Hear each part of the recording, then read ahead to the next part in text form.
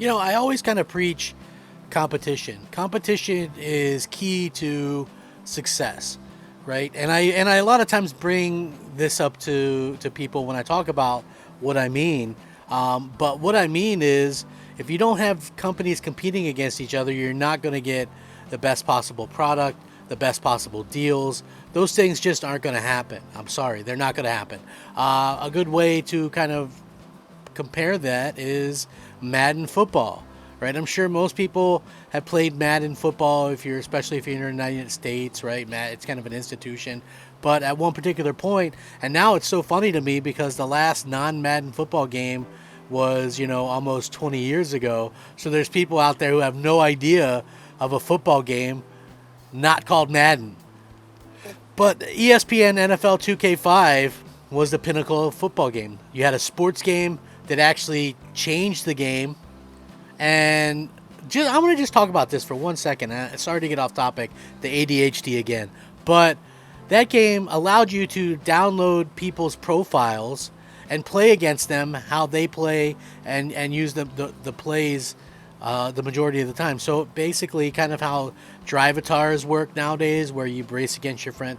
It was like that. That's how I got to be in the top 10. I would download the top players' profiles, learn their play style, and then smack them around online. That's basically what happened. But anyway, they also had like the crib, and it was, oh yeah, by the way, it was only $20, which sports games that come out yearly probably shouldn't have been full price to begin with, and they still shouldn't be full price because a lot of times they don't offer a lot of innovation.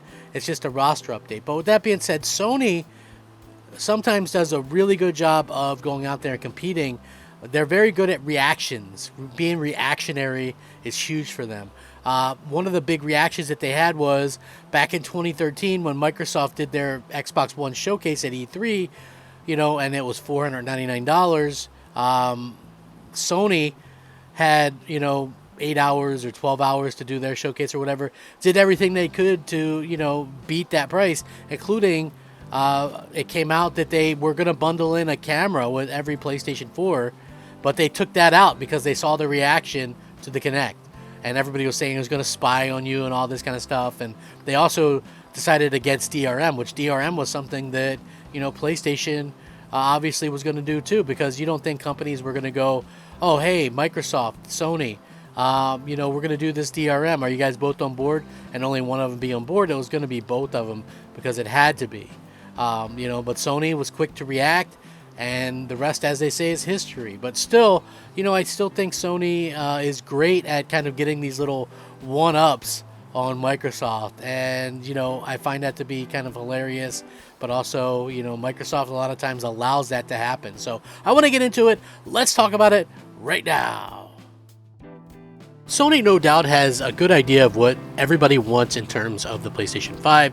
I've mentioned this numerous times before, and now they've kind of went out there and made some pretty big announcements in regards to their competitor for Game Pass. So this is pretty cool stuff, actually. So Sony's new PlayStation Plus model global launch shows differences in games available for PlayStation Plus, Extra Premium in the US and in Europe.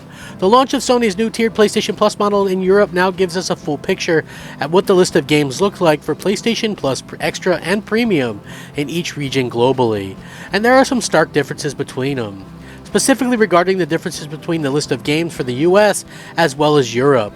Though this list mainly affects the differences between what's available on PS Plus Premium, less so with Extra, so you know what you're getting based on which region you're in, and I'm going to list all of these. So PS Plus Extra Europe exclusive games are Shibuya Scrabble, Yakuza Kiwami 2, Steens, Gate Elite, Zanki Zero, The Last Beginning, while the PS Plus Extra US exclusive games are Dark Rose Valkyrie, Harvest Moon Light of Hope, Harvest Moon Mad Dash, Harvest Moon One World, Jump Jet Rex, Nightmares from the Deep, The Siren's Call, Qbert Rebooted, Sparkle Unleashed, Genso Rondo, Umbrella Corps, Europe Premium exclusive games, Battle vs. Chess, Dark Mist, Genji Days of the Blade, Guilty Gear, Order Up, and the US exclusive games. Holy crap. It's way more than I'm willing to read, but it seems like it pays off to be in the US. All Zombies Must Die, Alone in the Dark, Let's see. A lot of these are PS3 games, however, which means the only way you can actually play them is to stream them. So that's kind of unfortunate because there's some decent stuff here like Resident Evil 4 and 5 and 6, Rocket Knight, let's see, Ray of the Samurai 3. Yeah, there's Ghostbusters, Sanctum of Slime, Infamous.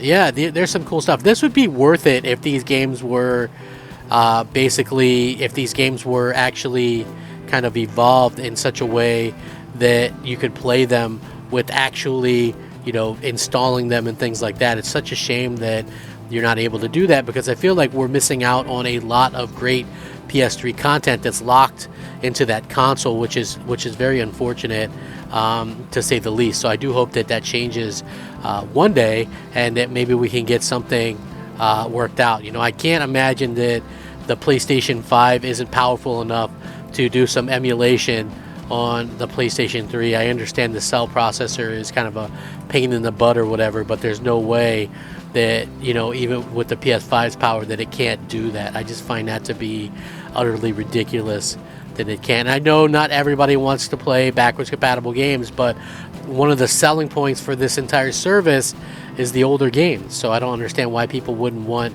these things to be available and be the best version and the best quality. And clearly the best quality and the best version isn't going to be,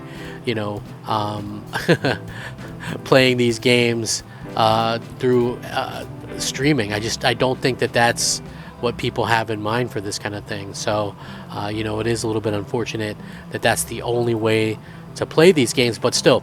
I also wanted to get into this other bit of news as well, which I found to be very interesting. PlayStation Plus PS1 games will receive options to switch from 60 Hz to 50 Hz and vice versa in the future. So Sony Interactive Entertainment has rolled out a new PlayStation Plus service in Europe today and has revealed that it will be beginning to bring an option to play PS1 games at 60 Hz at some point down the line. Currently, a number of PS Plus PS1 games run at 50 Hz, which is the same as the original PAL versions of those games.